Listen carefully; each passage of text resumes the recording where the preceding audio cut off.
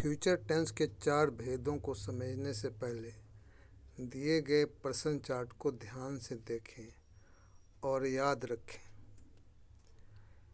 इसमें first person singular number I, plural number we, second person singular number you और plural number भी you, third person singular number he, she, it, any name और plural number they होता है। पहले future indefinite tense के formula तथा प्रश्न के अनुसार दिए गए हिंदी वाक्य और उनके अंग्रेजी अनुवाद को ठीक से समझें। इन फ्यूचर इंडेफिनिट टेंस के फर्स्ट, सेकंड, थर्ड पर्सन के सिंगुलर और प्लूरल के हिंदी वाक्यों को ध्यान से पढ़ें।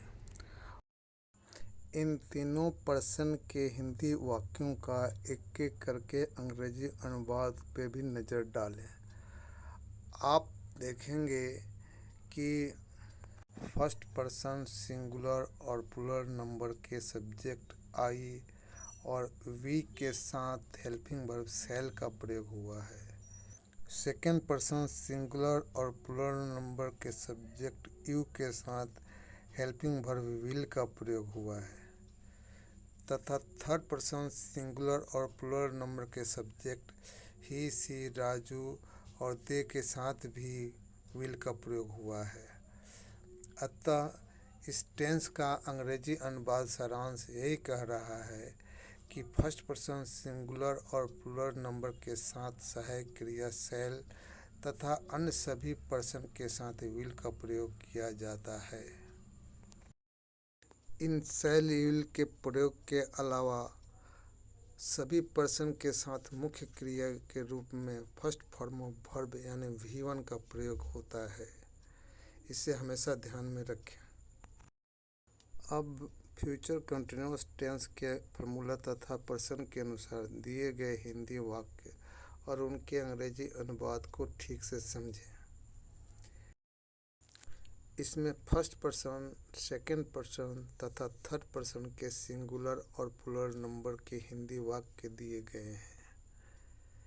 इन सारे वाक्यों का एक एक करके उनका अंग्रेजी अनुवाद भी देखें। इसमें आप देखेंगे कि फर्स्ट पर्सन सिंगुलर और प्लूरल नंबर के सब्जेक्ट आई और वी के साथ शैल बी का प्रयोग हुआ है। सेकेंड पर्सन सिंगुलर और प्लूरल नंबर का सब्जेक्ट यू के साथ विल बी का प्रयोग हुआ है तथा थर्ड पर्सन सिंगुलर और प्लूरल नंबर का सब्जेक्ट ही, सी, राजू और दे के साथ भी विल बी का प्रयोग हुआ है। अतः इस टेंस का अंग्रेजी अनुवाद सारांश यही है कि फर्स्ट पर्सन सिंगुलर और प्लूरल नंबर के साथ सहायक क्रिया शैल बी तथा अन्य सभी पर्सन के साथ विल बी का प्रयोग किया जाता है। इन शैल बी और विल बी के प्रयोग के अलावा सभी पर्सन के मुख्य क्रिया V1 के साथ ING का प्रयोग होता है। इसे हमेशा ध्यान में रखें। इसके बाद फ्यूचर परफेक्ट टेंस के फार्मूला तथा प्रश्न के अनुसार दिए गए हिंदी वाक्य और उनके अंग्रेजी अनुवाद को ठीक से समझें। फ्यूचर परफेक्ट टेंस के प्रश्न के अनुसार दिए गए इन हिंदी वाक्यों को ठीक से देखें और उनका एक एक करके अंग्रेजी अनुवाद पे भी नज़र डालें।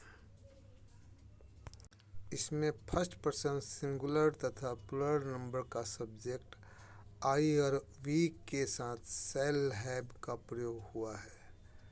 सेकेंड पर्सन सिंगुलर और प्लूरल नंबर के सब्जेक्ट यू के साथ विल हैव का प्रयोग हुआ है तथा थर्ड पर्सन सिंगुलर और प्लूरल नंबर का सब्जेक्ट ही और दे के साथ भी विल हैव का प्रयोग हुआ है।